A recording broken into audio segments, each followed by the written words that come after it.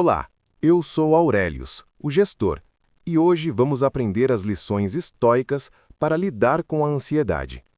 Então, vamos juntos aprender esses ensinamentos profundos. A ansiedade não é o problema. O que você faz com ela é. E existe uma diferença enorme entre uma pessoa que sofre com ansiedade a vida toda e uma que aprende a usá-la. Essa diferença não tem nada a ver com medicamento, com sorte ou com ter uma vida mais fácil. Tem a ver com uma forma específica de pensar que filósofos descobriram há mais de 2000 anos e que a ciência moderna está só agora começando a confirmar. O estoicismo não foi criado por pessoas que tiveram vidas fáceis. Foi criado por pessoas que enfrentaram guerras, perdas, traições, doenças e que precisavam de um sistema real para continuar funcionando no meio de tudo isso. Marco Aurélio perdeu filhos e governou o império em colapso ao mesmo tempo. Epicteto foi escravo e teve a perna quebrada pelo próprio dono. Sêneca foi exilado, perdeu tudo que tinha e ainda assim escreveu sobre como viver bem. Essas pessoas não falavam sobre ansiedade de forma teórica. Elas viviam dentro dela. E o que elas descobriram sobre como lidar com isso é o que a gente vai ver hoje. A ansiedade é uma das experiências mais comuns da vida humana. E, ao mesmo tempo, uma das mais mal compreendidas. A maioria das pessoas que sofre com ansiedade trata ela como inimiga, como algo que precisa ser eliminado, suprimido, controlado a qualquer custo. E essa relação de guerra com a própria ansiedade é exatamente o que faz ela piorar. Pensa no que acontece quando você tenta forçar sua mente a parar de pensar em algo. A primeira coisa que acontece é que você pensa ainda mais naquilo. É um efeito bem documentado na psicologia. Quanto mais você luta contra um pensamento, mais energia você dá para ele. Mais real ele fica, mais espaço ele ocupa. E com a ansiedade é a mesma coisa. Quando você acorda de manhã sentindo aquele aperto no peito e sua primeira reação é tentar fazê-lo ir embora o mais rápido possível, você está alimentando exatamente o ciclo que não quer estar. Mas existe um problema ainda maior do que esse, e é esse que o estoicismo ataca de frente. A maioria das pessoas ansiosas não está com ansiedade por causa do que está acontecendo. Está com ansiedade por causa do que pode acontecer. Por causa de cenários que existem só na cabeça, por causa de conversas que ainda não aconteceram, de perdas que são possibilidades e não realidades. O filósofo estoico Sêneca escreveu uma frase que resume isso de uma forma que é difícil de ignorar. Ele disse que sofremos mais na imaginação do que na realidade, e que a maioria das coisas que nos assustam nunca chegam, mas nós as vivemos de qualquer forma, repetidamente, dentro da nossa cabeça. Isso foi escrito há quase 2000 anos, e é uma descrição perfeita do que a neurociência hoje chama de pensamento catastrófico. O hábito que o cérebro tem de pegar uma possibilidade negativa e transformá-la em certeza, de pular da pergunta "e se isso acontecer?" direto para "quando isso acontecer?". A ansiedade, na maioria das vezes, não é uma resposta ao presente. É uma resposta a um futuro que você criou na sua cabeça e que provavelmente não vai se materializar do jeito que você imaginou. E o estoicismo tem um conjunto de ferramentas muito específicas para lidar com isso. Não para fazer a ansiedade desaparecer, porque isso não é o objetivo e nem seria realista, mas para mudar a sua relação com ela de uma forma que te devolve o controle. Lição 1. Separe o que você controla do que você não controla. Essa é a base de tudo no estoicismo e também a ferramenta mais direta contra a ansiedade. Epicteto começava quase todo o ensinamento com essa divisão. Ele dizia que existem duas categorias de coisas no mundo, as que dependem de você e as que não dependem, e que a raiz de quase todo o sofrimento humano está em gastar energia na segunda categoria como se fosse a primeira. Quando você está ansioso, você quase sempre está preocupado com algo que não está no seu controle. O que as pessoas vão pensar de você? Se o voo vai atrasar? Se a pessoa vai responder sua mensagem? Se a empresa vai te demitir? Se o resultado do exame vai ser ruim? Se o relacionamento vai funcionar? Nenhuma dessas coisas depende exclusivamente de você. Você pode influenciar algumas delas, mas controlar de fato, não. E o estoicismo não te pede para ser indiferente a essas coisas. Ele te pede para ser honesto sobre onde está de fato o seu poder. Na prática, isso funciona assim. Quando você sentir a ansiedade chegando, você para e pergunta: o que exatamente eu estou com medo que aconteça? E depois, isso depende de mim ou não depende? Se depende de você, a pergunta muda para: o que eu posso fazer agora? E você age. Se não depende, a pergunta muda para: o que eu estou fazendo gastando energia aqui? Essa pergunta não elimina a ansiedade automaticamente. O cérebro não funciona assim, mas ela interrompe o ciclo. Ela cria um momento de distância entre o sentimento e a espiral que normalmente provoca. E com o tempo, essa interrupção vai ficando mais natural, mais rápida, mais eficiente. A ansiedade, muitas vezes, é uma tentativa do cérebro de preparar você para algo que pode dar errado. Isso tem valor. O problema é quando o cérebro não consegue parar depois de processar a informação e continua rodando o mesmo cenário em loop, como se pensar mais naquilo fosse te proteger mais. Não vai. E a dicotomia do controle te ajuda a reconhecer isso e a redirecionar. Lição 2. Enfrente o pior cenário em vez de fugir dele. Essa lição vai contra o instinto de quase todo mundo, mas é uma das mais poderosas que o estoicismo tem a oferecer. A prática se chama premeditação dos males, e a ideia é simples. Ao invés de tentar não pensar nos piores cenários possíveis, você os enfrenta de forma deliberada e controlada.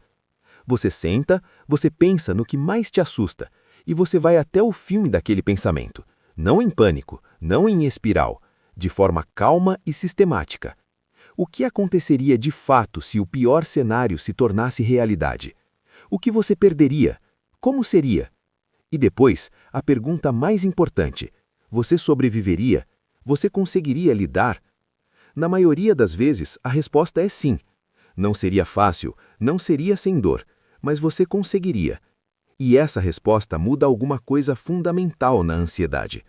Porque a ansiedade, muitas vezes, não é sobre o que vai acontecer. É sobre a sensação de que o que vai acontecer vai ser grande demais para você suportar, que você não vai dar conta, que vai ser o fim de tudo. Quando você enfrenta o pior cenário de frente e percebe que mesmo ele seria sobrevivível, você tira o poder que ele tinha sobre você. Os psicólogos chamam uma versão moderna disso de dessensibilização. O princípio é o mesmo: exposição controlada ao que te assusta reduz o medo progressivamente, porque o cérebro aprende que aquilo não é tão mortal quanto parecia. Sêneca praticava uma versão física disso.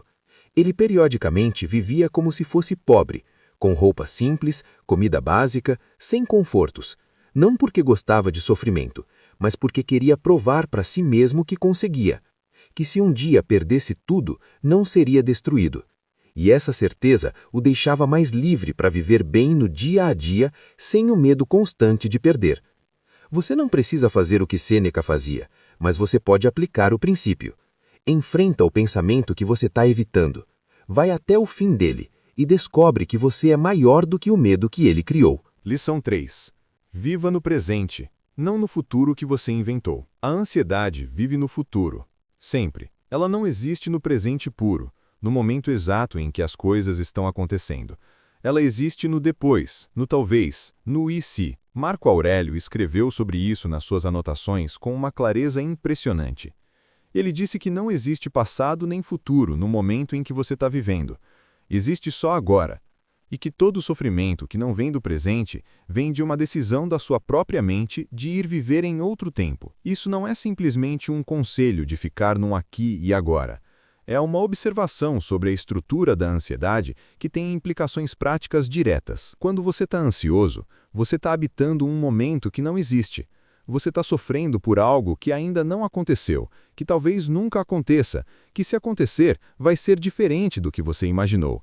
E que quando chegar, você vai ter recursos que você não tem hoje para lidar. A pergunta que os estoicos ensinavam a fazer é: o que está acontecendo agora, neste momento específico que exige minha atenção? Não amanhã, não na semana que vem, agora. E quando você responde essa pergunta com honestidade, na maioria dos momentos a resposta é: Nada está acontecendo agora.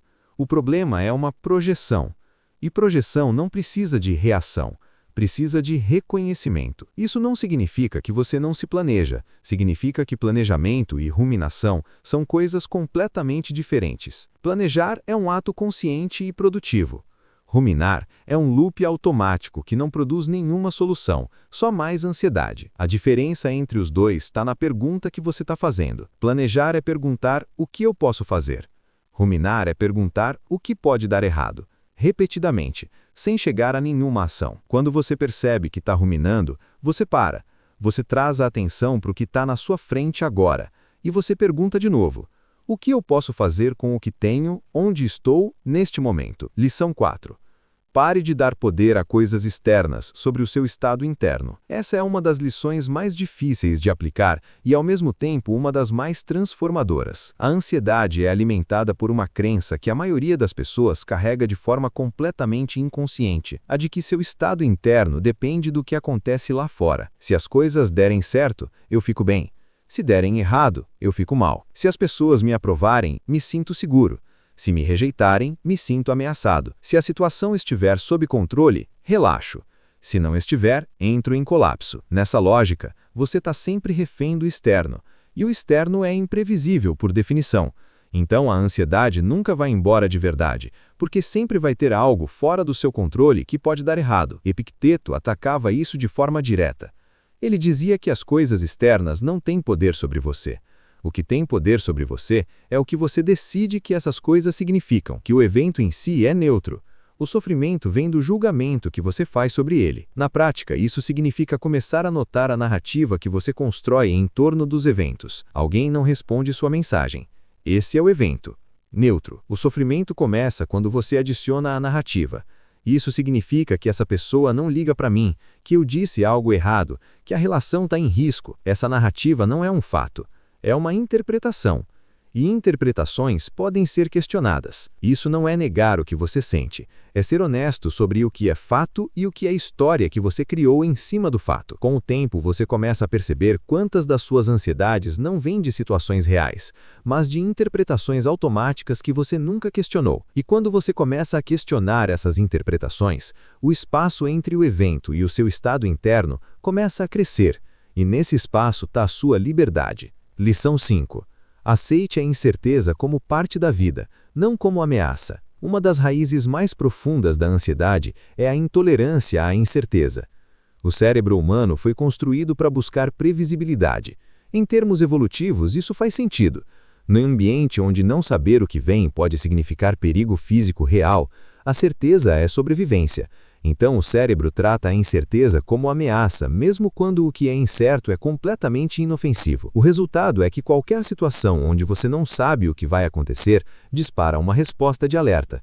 E na vida moderna, quase tudo é incerto. Emprego, saúde, relacionamentos, finanças, o futuro em geral.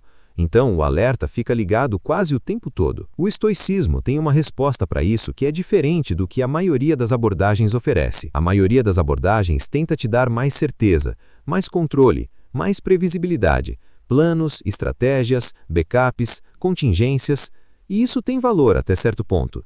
Mas o estoicismo vai mais fundo. Ele diz que o problema não é a falta de certeza, o problema é a sua relação com a falta de incerteza. E que a solução não é eliminar a incerteza, que seria impossível, mas desenvolver uma relação de paz com ela. Marco Aurélio escreveu sobre isso repetidamente, sobre como a mudança é a natureza de tudo, que nada dura, nem o bom, nem o ruim, que tentar se agarrar a um estado fixo de qualquer coisa, inclusive de segurança, é lutar contra a natureza da realidade, e que aceitar isso não é resignação, é sabedoria. Quando você para de tratar a incerteza como inimiga e começa a tratá-la como condição normal da vida, algo muda na forma como você experimenta a ansiedade. Ela ainda aparece, mas ela não tem mais o mesmo peso, porque você parou de usar energia tentando controlar o que não pode ser controlado e começou a usar essa energia no que de fato importa, como você responde ao que vem. Existe uma frase de Epicteto que eu quero que você carregue depois desse vídeo. Ele disse: não são as coisas que perturbam os homens, mas as opiniões sobre as coisas. Essa frase tem mais de 2000 anos, e ela é uma das descrições mais precisas do mecanismo da ansiedade que existe. mais precisa do que muita coisa escrita em livros de psicologia modernos. Porque o que ela diz é exatamente o que a terapia cognitivo-comportamental, uma das abordagens mais eficazes que a psicologia tem hoje, descobriu independentemente séculos depois. O que causa sofrimento não é o evento, é o que você pensa sobre o evento. E se o problema está no pensamento, a solução também está lá. Não na tentativa de não pensar, não na fuga, não na supressão, mas no exame honesto de quais pensamentos são fatos e quais são histórias. De quais medos têm base real e quais são construções da imaginação. De quais situações estão de fato no seu controle e quais você está tentando controlar de fora. Isso não é um processo rápido, não tem virada imediata. É um trabalho que você faz todo dia, em situações pequenas, em momentos de baixa pressão, para que quando a pressão alta chegar, você já tenha a ferramenta funcionando. Marco Aurélio não acordou um dia sendo Marco Aurélio. Ele praticou isso, todos os dias. E as anotações que ele deixou, que a gente hoje chama de meditações, não eram para ser publicadas, eram lembretes que ele escrevia para si mesmo sobre como queria pensar e agir, sobre os princípios que queria manter vivos, mesmo nos dias mais difíceis. Você não precisa ser imperador para fazer o mesmo, você só precisa começar. Então, o que a gente viu hoje? O estoicismo oferece lições muito concretas para lidar com a ansiedade. A primeira é separar o que você controla do que não controla e parar de gastar energia no segundo grupo. A segunda é enfrentar o pior cenário de frente, de forma deliberada, e descobrir que você é maior do que o medo que ele criou. A terceira é trazer a atenção para o presente, reconhecer a diferença entre planejamento e ruminação e parar de viver em futuros que você inventou. A quarta é parar de dar poder a coisas externas sobre o seu estado interno, questionar as narrativas automáticas e criar espaço entre o evento e a sua reação. E a quinta é desenvolver uma relação de paz com a incerteza, entendendo que ela não é uma ameaça, mas a natureza normal da vida. Nenhuma dessas lições elimina a ansiedade, não é isso que elas prometem.